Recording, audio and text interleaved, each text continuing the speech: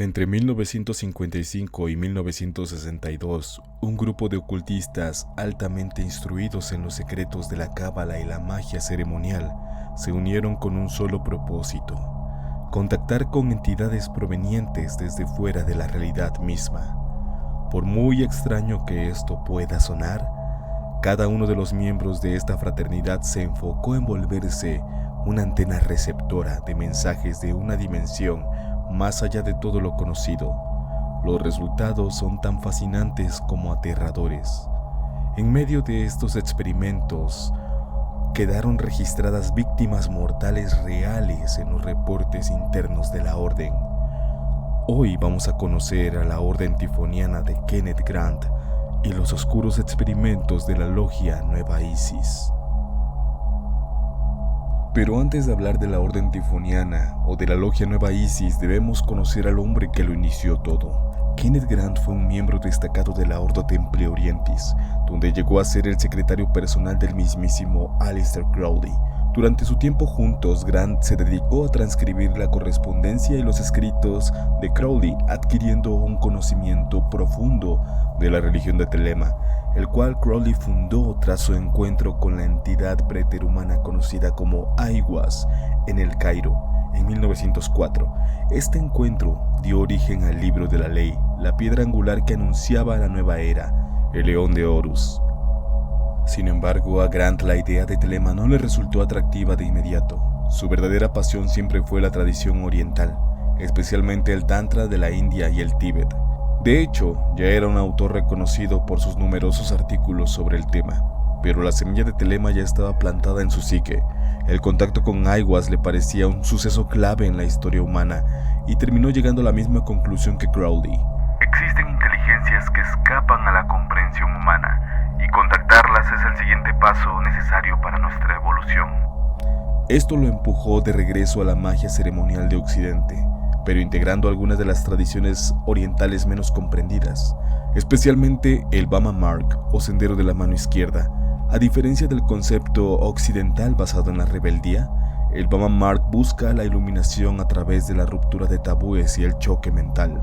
A esto Grant le sumó la filosofía del Advaita Vedanta, donde se entiende que la luz y la oscuridad no son opuestos, sino dos caras de la misma moneda.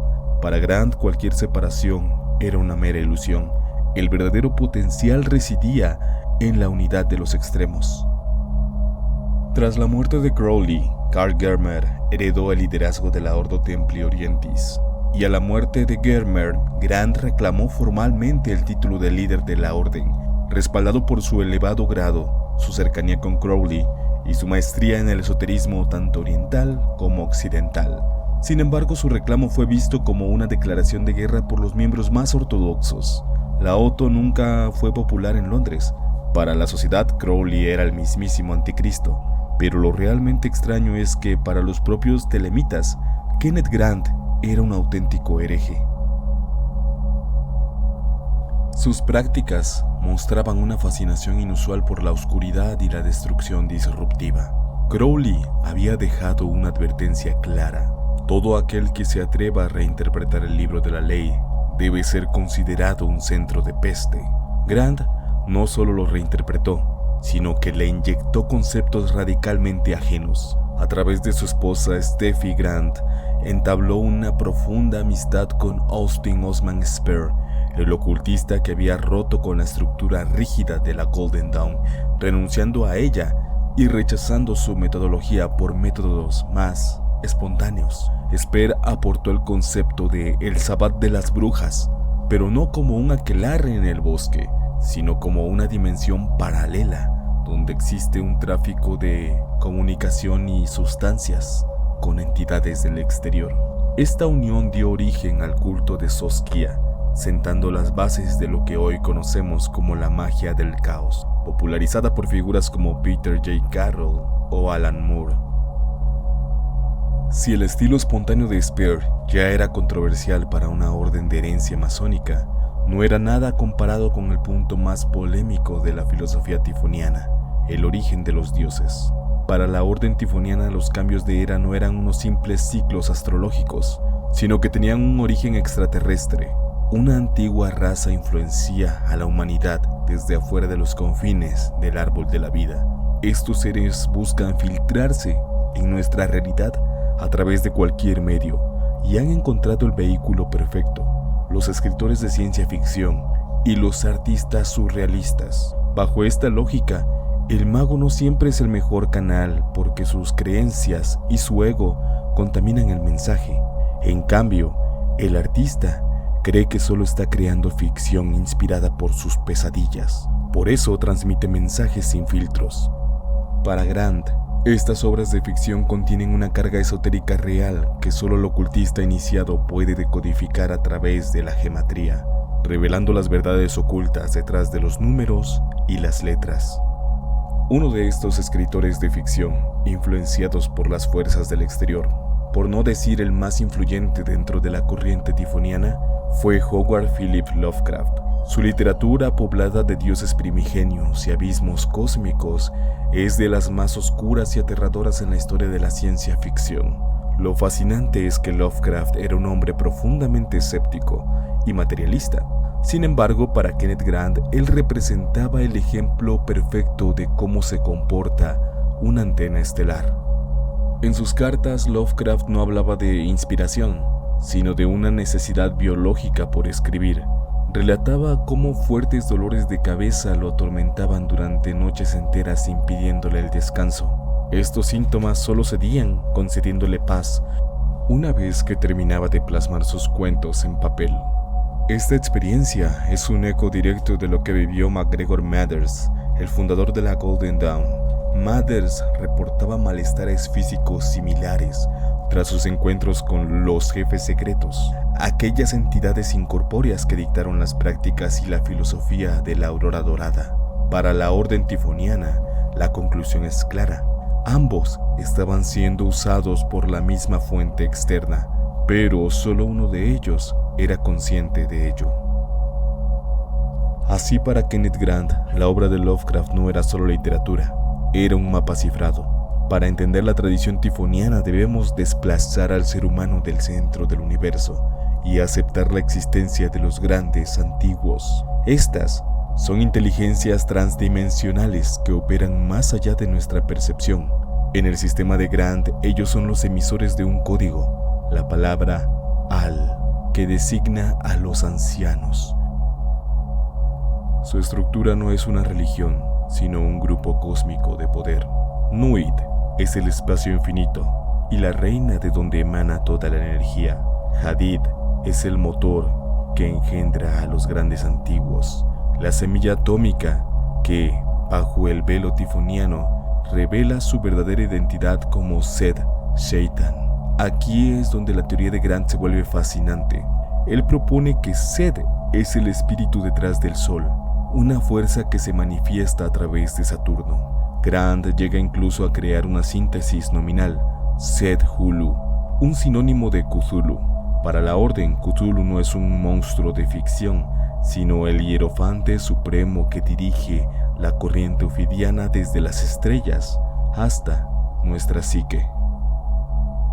Pero, ¿cómo interactúa el ser humano con estos dioses estelares? Aquí entra la matriz de Hécate. Si Sed es la voluntad de las estrellas, la diosa Hécate es la mediadora.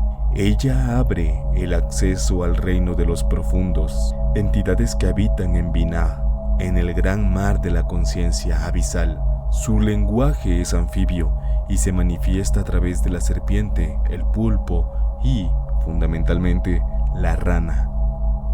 Este último símbolo es la clave de la fórmula de los Voltigeurs, o saltadores. El mago tifoniano actúa como un Voltigeur, utilizando el salto de la rana para trascender los senderos del árbol de la vida y sumergirse en la ciudad hundida de R'lyeh. Para Grant, R'lyeh no está en el fondo del Pacífico, sino que es el subconsciente humano activado a través de la fórmula de la brujería Alim, cuyo valor numérico es 81. El iniciado invoca a estas entidades de ojos protuberantes para que actúen como catalizadores de energías que fluyen desde el exterior.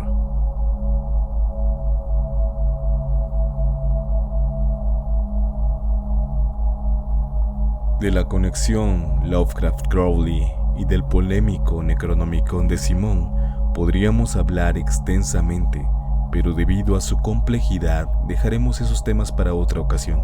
Hoy debemos entrar en el corazón del misterio. Resulta lógico que los miembros de la Otto sintieran entonces un rechazo profundo por las ideas de Grant. Ante esta polémica, él no tardó en renunciar a sus pretensiones de liderazgo y prefirió aislarse.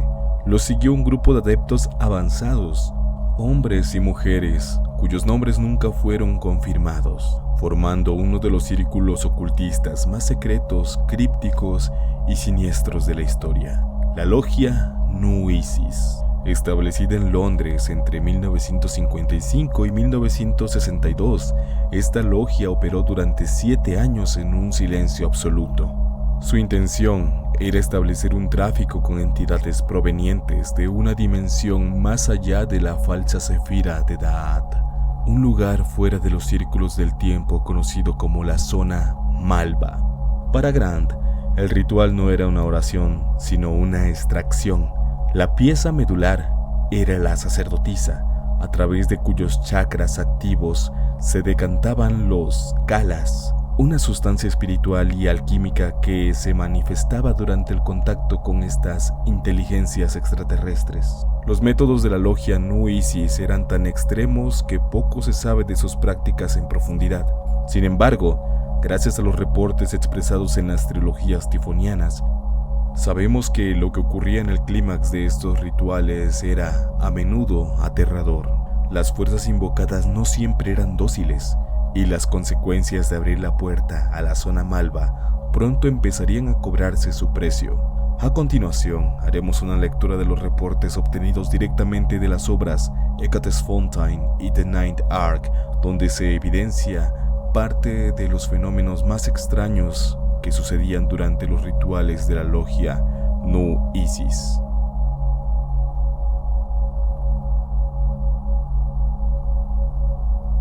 Este experimento fue diseñado para poner a prueba la fórmula del vértigo creativo de Austin Osman Spare.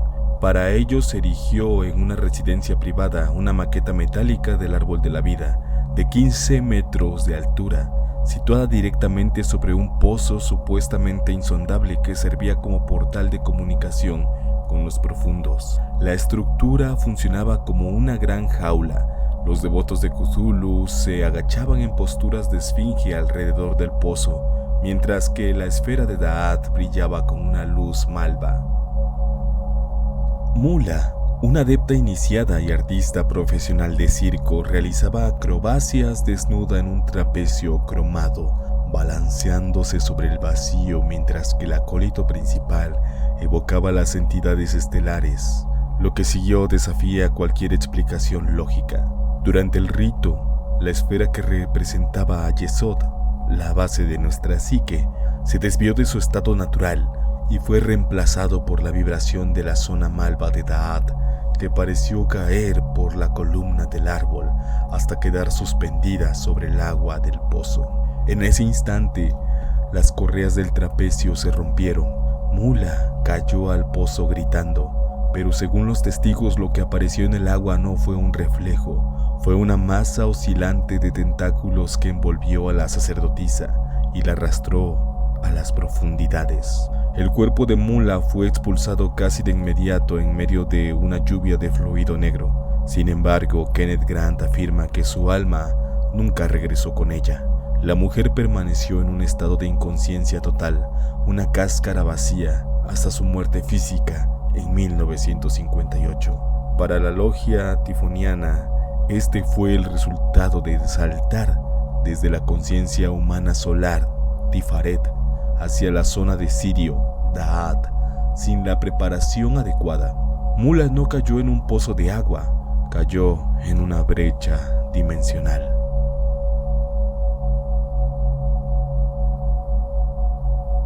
Si el incidente de Mula fue una tragedia física, el siguiente reporte de la logia Nu Isis roza lo cinematográfico. Este experimento fue diseñado para recrear la atmósfera de la meseta de Leng, una región astral mencionada en el Necronomicon de Lovecraft como un lugar de desolación absoluta. La sala de la logia fue transformada en un desierto de blancura total. Paredes, suelo y 7 ataúdes fueron pintados de un blanco clínico. La única nota de discordia era la sacerdotisa vestida íntegramente de negro, quien parecía una luna espectral flotando sobre la nieve. En el centro destacaba un pájaro Shantak mecánico, un dispositivo que combinaba atributos de búho y murciélago. Originalmente era un simple aparato controlado por cables desde una habitación contigua, destinado a impresionar a los acólitos. Durante el rito, el silencio fue roto por un sonido insoportable, similar a una orquesta infernal de violines, y en el clímax, las tapas de los ataúdes cayeron simultáneamente. De su interior brotó una masa hirviente de babosas blancas y gusanos que treparon por el cuerpo de la sacerdotisa, usándola como una escalera biológica para alcanzar el altar. Lo más aterrador ocurrió cuando el operador perdió el control de los cables y el pájaro mecánico cobró una independencia imposible. Cayó sobre la sacerdotisa, desgarrando su túnica con el pico para iniciar lo que Grant describe como un horrible festín. Kenneth Grant es tajante al respecto. El dispositivo fue manipulado por una fuerza desconocida de aquellos de afuera. Lo que comenzó como una representación teatral terminó como una misa sin nombre, demostrando que incluso un objeto inanimado puede convertirse en el vehículo de una inteligencia extraterrestre si se le invoca desde la zona malva.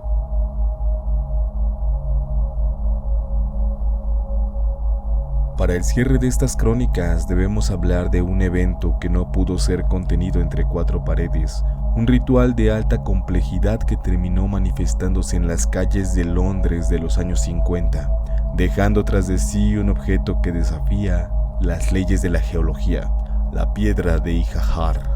Frente a un obelisco tricolor de 6 metros de altura, cubierto de jeroglíficos egipcios, ideogramas clifóticos y formas alienígenas, los miembros de la logia, ocultos tras máscaras de rana, comenzaron una serie de mantras estridentes.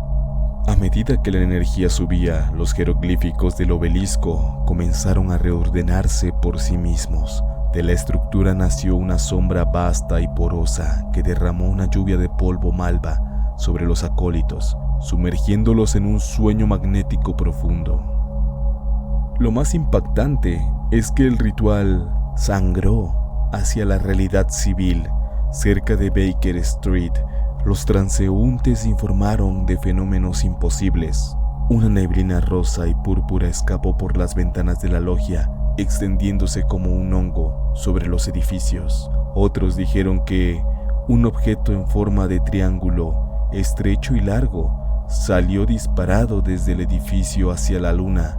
Otros vieron un ave palmeada que parecía absorber la luz de las lámparas de la calle. Los testigos sintieron un olor dulce y una desorientación inmediata al contacto con el vapor que emanaba del templo.